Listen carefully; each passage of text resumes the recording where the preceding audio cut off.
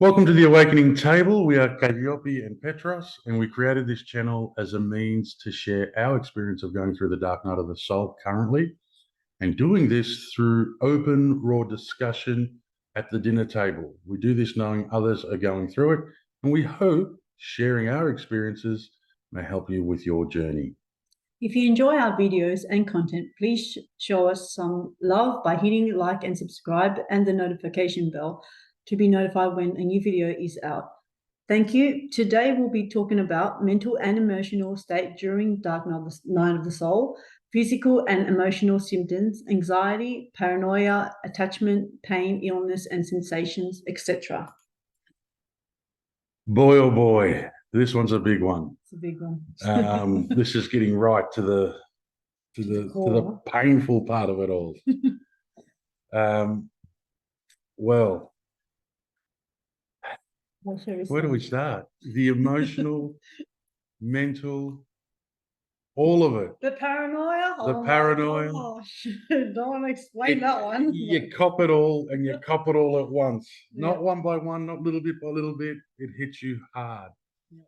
Now, it's safe to say, being a spiritual and hand in hand with that psychological journey, you're going to have a lot of mental, emotional challenges. Yes. And states. Yes. And they go through phases. Like, it could be one day and then 1 week you're all right. Then just like maybe a few months later, you might have another explosion. You think, yep, I'm coming through this, all good, and you go to bed feeling good. Yeah. Wake up the next morning, bang, you're down in the dumps again. So it's a ride for sure. It is a ride for sure, and it's the process. It's a natural part of the process. As much as I hate to say it, you just got to go with it. Patience, bloody patience. Oh no, patience! Don't mention patience. Don't mention patience. Please don't. But it is. It's patience. It's accepting this is the process. It's there to help you purge and cleanse spiritually, mentally, psychologically, and uncover a deeper sense of self and connection. But let's get into it. As you're going through this, be it now or initially when you were at the real depths of it, what were some of the mental and emotional states you were going through? Wow. Like I watched this video called Self-Actualize, and I was like, oh no, like that hit me because I ended up watching a video called like we will never, like it's called We'll Never Forget or something, like the about the animals, the elephant and all that. And that hit me to the core because like I could see like the disaster that's been created throughout the world. So I was like, okay, why am I feeling all these things? So going through this, I had to go deeper with my feelings. So I ended up calling mom, called my brother, I was like, I took my time calling my sister, to tell them that I really love them, that I really care for them, and I'm sorry if I ever caused any problems and that. So I was like, I had to get rid of that, like, because that must have been like sitting beneath, my heart, that I needed to like release and express. So yeah, and I did that with tears as well. So over the phone, and my brother's like, "Why crying?" I'm like, "I just need to cry, let it all out, to tell you how I really feel." Yeah. So yeah. Absolutely, and I mean, you feel a sense of, you go from I love everybody to, oh my God, the world is so cold and cruel, to, am I going to survive? Am I going to be able to do this? Is this it? Is this the rest of my life? No real comfortable feelings. All of the emotions and stuff you go through are just awful, uncomfortable emotions and mental states. But you just gotta just sit with it and go through it. I know that one big one for me has been anxiety. Like I've never had such severe anxiety in my life, and since starting this Dark Night of the Soul this year, my anxiety levels and the tension in my body has been huge. I'm constantly, working on it, and I know until I get through this fully, there will always be some elements of that anxiety there. But anxiety is a big one, and you might be feeling it too. Don't fight it. Don't try and repress it. Just allow it to come through. Is one thing I've learned. Just sit with it and see what comes through and take that time. So I find if you make the time to sit with it and let it come through, and then combine that with some physical activity, it can help a lot, quite a lot. Did you go through anxiety? Yes, I did, like years ago, and that was my first time experiencing that. Like, I don't know what was going on. Like, I would explain it like, I don't know what a heart attack feels like, but I was like, it's like I'm having a heart attack. And I was like overly stressed, and I would not sleep, and I always needed to do something or be around someone. And I also lost hair, like over here, I lost hair. So Is that what happened to me, you reckon? oh yeah, it looks like yeah, it was like bald. Actually, it was like bald. It was like bald patch here, and I was in shock for 3 days due to that because I was like, because I have very fine hair. I was like, oh my gosh, like what's happening to me? Why am I losing hair? So it's just from the stress.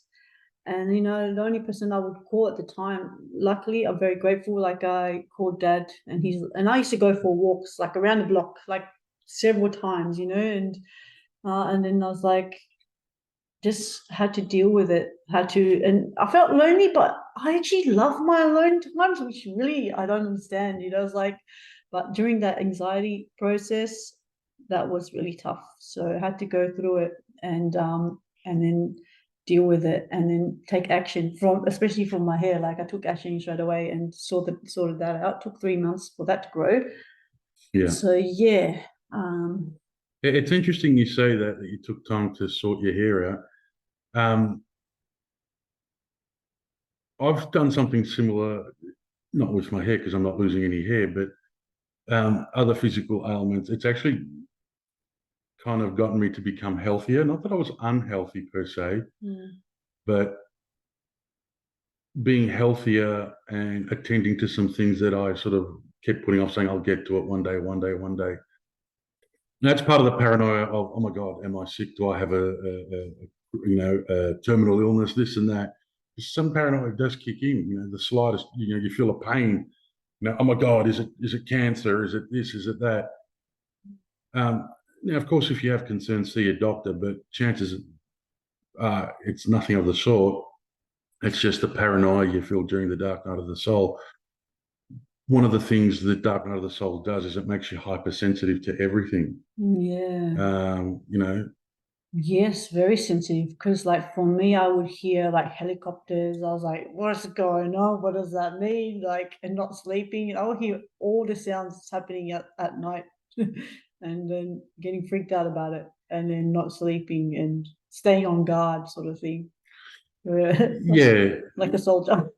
yeah, and It's it's and weird. it's and it's just you sort of think, well, why do we go through that? And it's about exploring. It's exactly that. You get all that not only to develop emotional resilience and stability, but it's also to explore, well, why am I worried about these things? What is behind the concern? What is behind the paranoia? What's behind the anxiety? Which is why that I'm saying to you and many that I followed and read said to me, sit with your shit, sit with the awful and uncomfortable feelings, because that's your way through. Now, easier said than done. But again, if you take the time factor out of it, which is ego conditioning, and just allow the process to take however long it takes, and you just sit with it all, you'll get through it in time as you come to know yourself better and rebuild yourself. That's what I found for me. Yeah, I agree with that because, like, even like during the paranoia and anxiety stages, maybe I had to just like, especially with the anxiety, like the anxiety is probably built up stress that I avoided, and then they just exploded, and like my body was in trauma.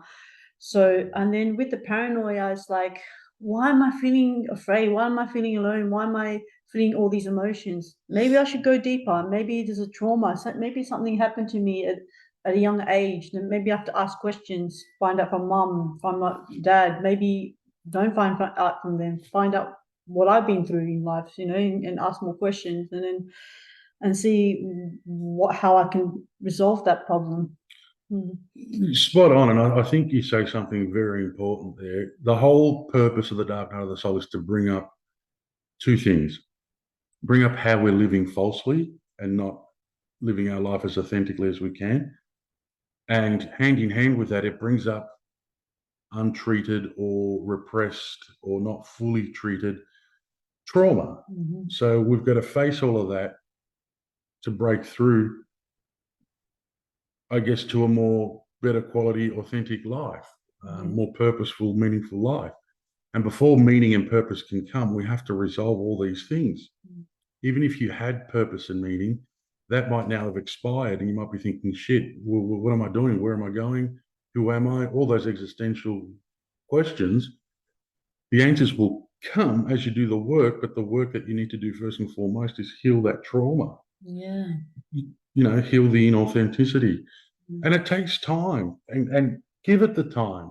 The instinctual thing is going to be to resist, to try and rush it, to hurry it up, to try and go back to how things were, even if they weren't perfect. At least they were secure and familiar. You can't go back. I've tried, guys. Don't bother. Once you're on the journey and the old self has broken away, there's no getting it back.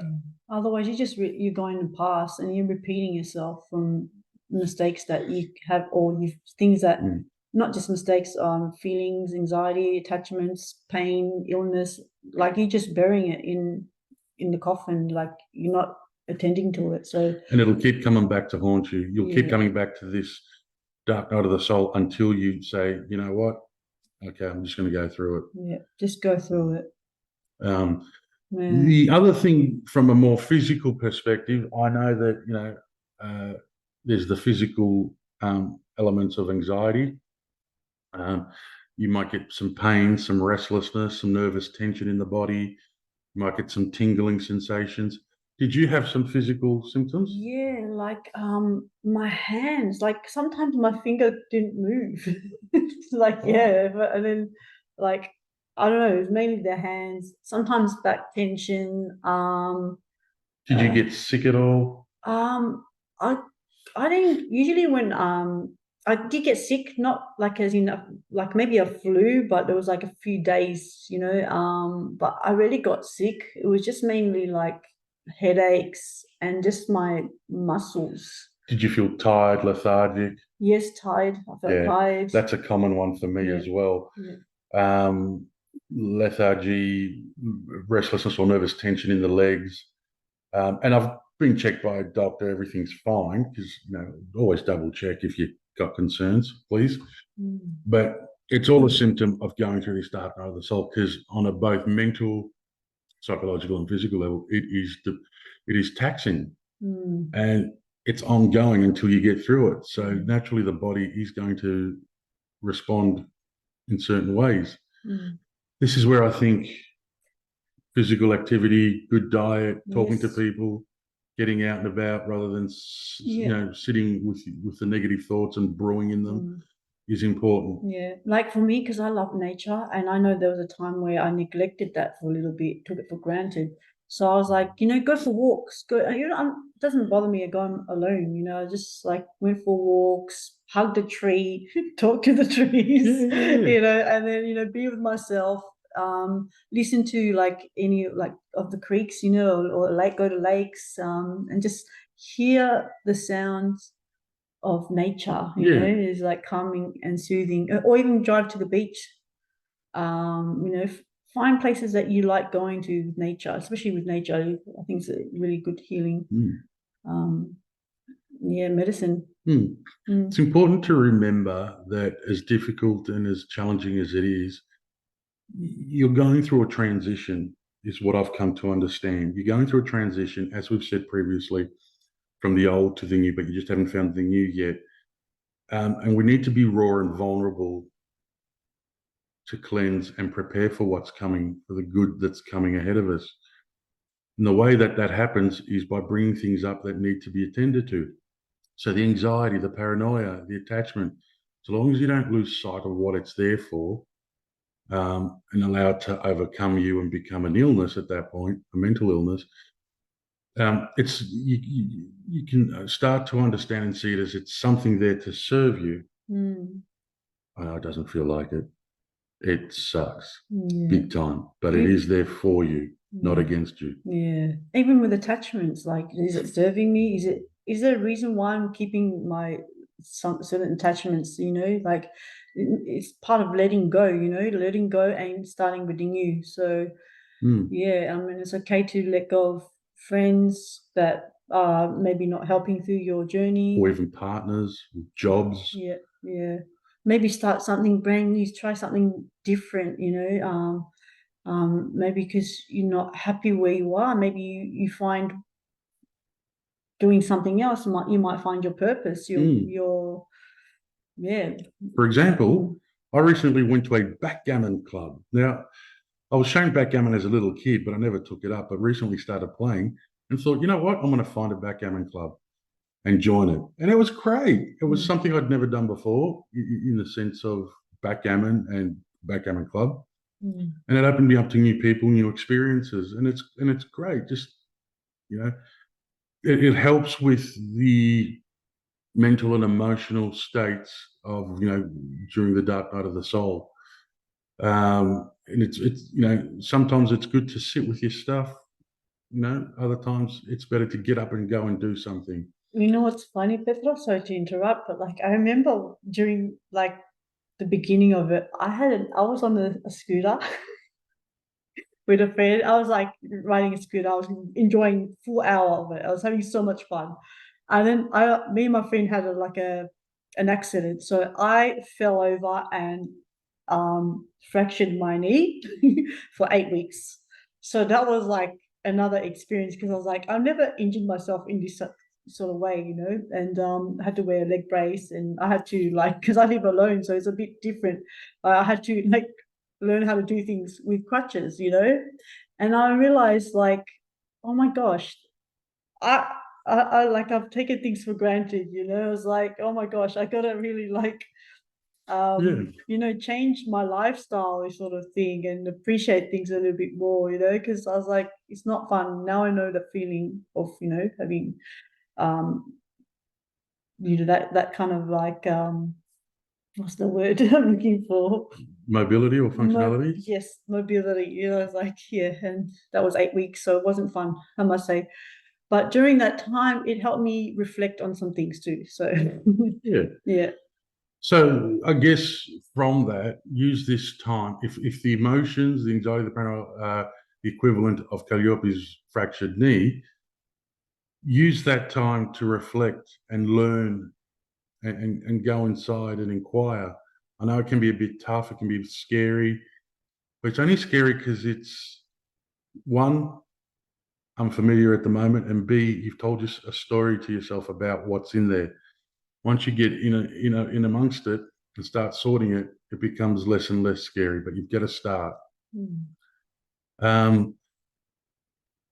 So there are physical, mental, emotional symptoms. These are all part of the dark night of the soul process. Try the best as you can to not panic. If you've got serious concerns about something, yes, go see a GP. Always go and talk to someone if you need to as well for the mental, emotional stuff. But just keep reminding yourself it's all part of it. The fears, as irrational as they might be, because your intellect will say to you, this is an irrational fear. There's no evidence of this, and there isn't. But when you're going through something on an emotional level and psychological level, it's very much not as black and white as the intellectual aspect of things. So, we got to work through that and challenge it. But it is part of the process. It will get better as you work through it. As long as I've said previously, I think in another video, if not this one, just put one foot in front of the other. Just if every day you're putting one foot in front of the other and just slowly chipping away, eventually you'll get to that turning point where things will go from bad to good. And you know what? Like after I had that injury and I recovered from it, I joined a karate class. Wow. So I wanted to like get my strength back, and and yeah, so I've always wanted to do karate. So I was like, okay, this is my chance now. So I stuck with it, and I learned a bit of Japanese on top of that. So I learned a little bit of coordination. I was never good at coordination, especially with dancing and all that. So I was like, okay, so I learned a bit of that. So I kind of, from that injury, I gained something out of it as well. Yeah. Yeah, definitely. It Yeah. just goes to show how physical activity can help with the mental and emotional states, the physical, emotional symptoms during, well, any time, not just during the dark night of the soul. But the other thing I would say too, and it's something I'm doing at the moment with myself, is review your expectations. Sometimes some of these emotional uh, symptoms, even the physical symptoms, can be exacerbated by unreasonable expectations and by unreasonable measures that we compare ourselves to, which often are a result of our upbringing, our parents, our bosses, society. Review all of these and ask yourself what is more conducive to you and living authentically as far as expectations and measuring yourself goes, if that all makes sense. And start putting new, not conditions, but new measures, new standards in your life, and build towards that and start practicing living that way. Because that will go a long way towards the anxiety, the paranoia, all of that. Your general health, because as we said, during the dark night of the soul, you might feel a bit ill. You might even have a chronic illness for a while. Always get that treated medically, but work on your spiritual and mental self as well. You'll find that will go a long way to healing that potentially. Yeah. Mm. So, anything else? If you have any questions, as always, or any thoughts or a symptom that you experienced that perhaps wasn't covered in the video, let us know in the comments below. Was there anything else you wanted to add, Koyobi? Not this stage. Perhaps in the next video, but leave a comment and share your thoughts and subscribe and press the like button. So thank you for watching. Best of luck. Hopefully we'll catch you on the next video or with the next video. And again, let us know below your thoughts. Until then, peace be with you. Bye. Bye.